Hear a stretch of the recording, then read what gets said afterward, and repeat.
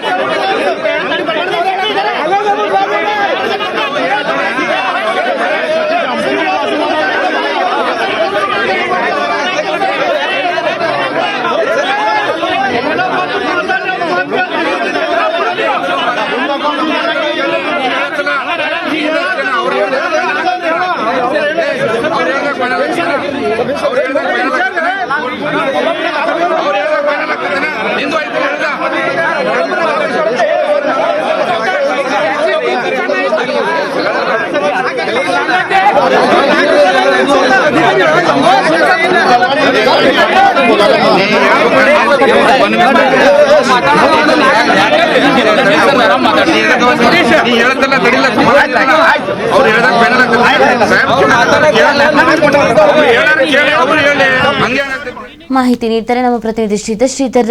ಮಳಿಗೆ ಹಂಚಿಕೆ ವಿಚಾರದಲ್ಲಿ ಗದ್ದಲ ಆಗಿದೆ, ಜಟಾಪಟಿ ಆಗಿದೆ, ಏನೇನು ಪ್ರಾಬ್ಲಮ್ ಆಗಿದೆ? ಇತಿ ಕುಂದಾನಗರಿ ಬೆಳಗಾವಿಯಲ್ಲಿ ಏನು ಎಪಿಎಂಸಿ ತರಕಾರಿ ಮಾರ್ಕೆಟ್ ಇದೆ, ತರಕಾರಿ ಮಾರ್ಕೆಟಲ್ಲಿ ಏನು ಸಾಕಷ್ಟು ಗೊಂದಲ ಇರ್ತಕ್ಕಂಥದ್ದು. ಯಾಕಂದ್ರೆ ಈ ಮುಂಚೆ ಖಾಸಗಿ ತರಕಾರಿ ಮಾರ್ಕೆಟ್ ಇತ್ತು, ಜೈ ಕಿಸಾನ್ ಮಾರ್ಕೆಟ್, ಅದನ್ನ ಸರ್ಕಾರವೇ ಅದನ್ನ ಬಂದ್ ಮಾಡಲಾಯಿತು. ತದನಂತರ ಅಲ್ಲಿದ್ದಂತ ಏನು ವ್ಯಾಪಾರಸ್ಥರಿಗೆ ಎಪಿಎಂಸಿ ಮಾರ್ಕೆಟ್ ಅಲ್ಲಿ ಬಂದು ವ್ಯಾಪಾರ ಮಾಡೋದಕ್ಕೆ ಅವಕಾಶ ಮಾಡಿಕೊಡಲಾಗಿದೆ. ಆದ್ರೆ ಎಪಿಎಂಸಿ ಮಾರ್ಕೆಟ್ ಅಲ್ಲಿ ಸಂಡೆ ಮಾರ್ಕೆಟ್ ಅಲ್ಲಿ ಅವರು ಒಂದು ವ್ಯಾಪಾರ ನಡೆಸ್ತಾ ಇದ್ದಾರೆ. ಆದ್ರೆ ಎಲ್ಲಿ ಹೋಲ್ಸೇಲ್ ತರಕಾರಿ ಮಾರ್ಕೆಟ್ ಇದೆ ಅಲ್ಲಿ ವ್ಯಾಪಾರ ನಡೆಸ್ತಾ ಇಲ್ಲ. ಈ ವಿಚಾರವಾಗಿ ಒಂದ್ ಕಡೆ ಎಪಿಎಂಸಿಗೂ ಕೂಡ ನಷ್ಟ ಆಗ್ತದೆ, ಮತ್ತೊಂದ್ ಕಡೆ ಏನು ಎರಡು ಏನು ವ್ಯಾಪಾರಸ್ಥರು ಎರಡು ಬಣಗಳು, ಎರಡು ವ್ಯಾಪಾರಸ್ಥರ ಮಧ್ಯೆ ಒಂದಿಷ್ಟು ಗೊಂದಲಗಳು ಕೂಡ ಆಗ್ತಿರ್ತಕ್ಕಂಥದ್ದು. ಹೀಗಾಗಿ ಇವತ್ತು ಸಚಿವ ಶಿವಾನಂದ ಪಾಟೀಲ್ ಬೆಳಗಾವಿ ಎಪಿಎಂಸಿ ಭೇಟಿ ನೀಡಿದ್ರು. ಜೊತೆಗೆ ಮಳಿಗೆ ವಿಚಾರವಾಗಿ ಏನೆಲ್ಲ ಸಮಸ್ಯೆಗಳಿದಾವೆ ಅದನ್ನು ಪರಿಹಾರ ಮಾಡಬೇಕು ಮತ್ತು ಖಾಸಗಿ ಮಾರ್ಕೆಟ್ ಅಲ್ಲಿ ಇದ್ದಂತ ವರ್ತಕರನ್ನು ಕೂಡ ಏನು ಒಂದೇ ಸೂರಿನಡಿ ತೆಗೆದುಕೊಂಡು ಬಂದು ಒಂದು ವ್ಯಾಪಾರದ ವ್ಯವಸ್ಥೆಯನ್ನು ಅನುಷ್ಠಾನಗೊಳಿಸಬೇಕು ಅಂತ ನಿಟ್ಟಿನಲ್ಲಿ ಸ್ಥಳಕ್ಕೆ ಭೇಟಿ ಕೊಟ್ಟಿದ್ರು. ಈ ಸಂದರ್ಭದಲ್ಲಿ ಮಳಿಗೆ ವಿಚಾರವಾಗಿ ಒಂದು ಗಲಾಟೆ ಆರಂಭ ಆಗುತ್ತೆ. ಖಾಸಗಿ ಮಾರುಕಟ್ಟೆಯ ಏನು ವರ್ತಕರು ಏನಿದ್ದಾರೆ ಸಚಿವರ ಮುಂದೆ ಹೇಳ್ತಾರೆ ಏನಂದ್ರೆ ನಮ್ಗೆ ಇರ್ತಕ್ಕಂಥ ನಾವೇನಷ್ಟು ಜನ ವ್ಯಾಪಾರಸ್ಥರು ಅಷ್ಟು ಜನರಿಗೆ ಬೇಕಾದಷ್ಟು ಇಲ್ಲಿ ಮಳಿಗೆಗಳಿಲ್ಲ, ಹಾಗಾಗಿ ಅಷ್ಟೊಂದು ಪ್ರಮಾಣ ಮಳಿಗೆ ಕಾರಣಕ್ಕಾಗಿ ನಮ್ಗೆ ಸಮಸ್ಯೆ ಆಗ್ತದೆ, ನಮ್ಗೆ ಖಾಸಗಿ ಮಾರುಕಟ್ಟೆಯಲ್ಲಿ ನಮ್ಗೆ ಅವಕಾಶ ಮಾಡಿಕೊಡ್ಬೇಕು ಅನ್ನೋಂತ ನಿಟ್ಟಿನಲ್ಲಿ ಅವರು ಏನು ಸಚಿವರ ಗಮನಕ್ಕೆ ತರುವಂತ ಪ್ರಯತ್ನ ಮಾಡ್ತಾರೆ. ಆಗ ಏನಂದ್ರೆ ಈ ಒಂದು ಎಪಿಎಂಸಿ ಮಾರ್ಕೆಟ್ ವರ್ತಕರು ಕೂಡ ಅಲ್ಲಿ ಮಧ್ಯ ಪ್ರವೇಶ ಮಾಡ್ತಾರೆ. ಇಲ್ಲಿರ್ತಕ್ಕಂಥ ಎಪಿಎಂಸಿ ಮಾರ್ಕೆಟ್ ಅಲ್ಲಿ ಏನು ಖಾಲಿ ಇರ್ತಕ್ಕಂಥ ಮಳಿಗೆಗಳನ್ನು ಕೂಡ ಹಂಚಿಕೆ ಮಾಡೋದಕ್ಕೆ ಬಂದ್ರು ಕೂಡ ಇವ್ರು ಯಾರು ಕೂಡ ಅದ್ರ ಪಾರ್ಟಿಸಿಪೇಟ್ ಮಾಡಿಲ್ಲ. ಜೊತೆಗೆ ಇವ್ರು ಯಾರು ಕೂಡ ಒಂದು ಮಳಿಗೆ ತೆಗೆದುಕೊಳ್ತಾ ಇಲ್ಲ ಅಂತ ವಿಚಾರವನ್ನು ಕೂಡ ಹೇಳ್ತಾರೆ. ಜೊತೆಗೆ ಕೆಲವೊಂದಿಷ್ಟು ಆರೋಪ ಕೇಳಿ ಬಂದಿರ್ತಕ್ಕಂಥದ್ದು ಅಲ್ಲಿರ್ತಕ್ಕಂಥ ಮಳಿಗೆಗಳಲ್ಲಿ ಹೆಚ್ಚಿನ ಸಂಖ್ಯೆಯಲ್ಲಿ ಹೆಚ್ಚಿನ ದರದಲ್ಲಿ ಮಾರಾಟ ಮಾಡಲಾಗಿದೆ. ಜೊತೆಗೆ ಅದ್ರ ಬಾಡಿಗೆ ಕೂಡ ಹೆಚ್ಚಾಗಿರ್ತಕ್ಕಂಥದ್ದು.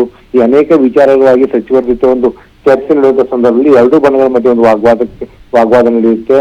ಆಗ ಸ್ವತಃ ಸಚಿವರು ಕೂಡ ಒಂದಿಷ್ಟು ಗಾಬರಿಗೊಳ್ತಾರೆ. ತಕ್ಷಣ ಪೊಲೀಸ್ ಅಧಿಕಾರಿ ಮಧ್ಯ ಪ್ರವೇಶ ಮಾಡಿ ಅವರೇನು ಎರಡು ಬಣದ ವರ್ತಕರನ್ನ ಏನು ಶಾಂತಗೊಳಿಸುವಂತ ಕೆಲಸ ಆಗುತ್ತೆ. ತದನಂತರ ಪ್ರತಿಕ್ರಿಯಿಸುವಂತ ಸಚಿವರು ಎಪಿಎಂಸಿಯಲ್ಲಿ ಎರಡು ಬಣಗಳಿದ್ದಾವೆ, ಎರಡು ಬಣಗಳ ಮಧ್ಯೆ ಒಂದಿಷ್ಟು ಜಗಳ ನಡೀತಿದೆ, ಅದನ್ನು ಬಗೆಹರಿಸೋದಕ್ಕೆ ನಾನು ಬಂದಿದ್ದೇನೆ.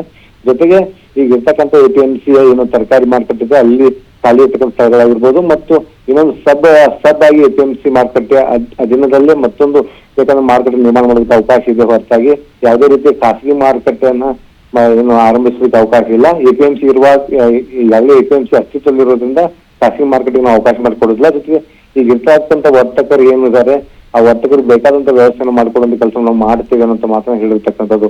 ಒಟ್ಟಿನಲ್ಲಿ ಬೆಳಗಾವಿ ಎಪಿಎಂಸಿ ಮಾರುಕಟ್ಟೆಯಲ್ಲಿ ಏನು ಎರಡು ಬಣಗಳಿಂದ ಒಂದು ಮೂಲ ಅಲ್ಲಿ ಸರ್ಕಾರದಿಂದ ಟೆಂಡರ್ ಆಗಿ ಅಂಗಡಿ ಪಡೆದು ವ್ಯಾಪಾರ ಮಾಡ್ತಿರ್ತಕ್ಕಂಥ ವ್ಯಾಪಾರಸ್ಥರು ಮತ್ತು ಈಗ ಏನು ಖಾಸಗಿ ಮಾರುಕಟ್ಟೆ ಬಂದಾಗಿದ್ದರಿಂದ ಅಲ್ಲಿ ಎಪಿಎಂಸಿ ಮಾರ್ಕೆಟ್ ಬಂದು ಏನು ವ್ಯಾಪಾರ ಮಾಡ್ತಿರ್ತಕ್ಕಂಥ ವ್ಯಾಪಾರಸ್ಥರ ಮಧ್ಯೆ ನಡೆತಿರ್ತಕ್ಕಂಥ ಸಂಘರ್ಷಕ್ಕೆ ಈಗ ಏನು ನಾಂದಿ ಹೇಳುವಂತ ಕೆಲಸನ ಸಚಿವರು ಮಾಡಬೇಕಾಗಿದೆ. ಫೈನ್, ಥ್ಯಾಂಕ್ ಯು ಶ್ರೀಧರ್ ತಮ್ಮೆಲ್ಲ ಡೀಟೇಲ್ಸ್ಗೆ.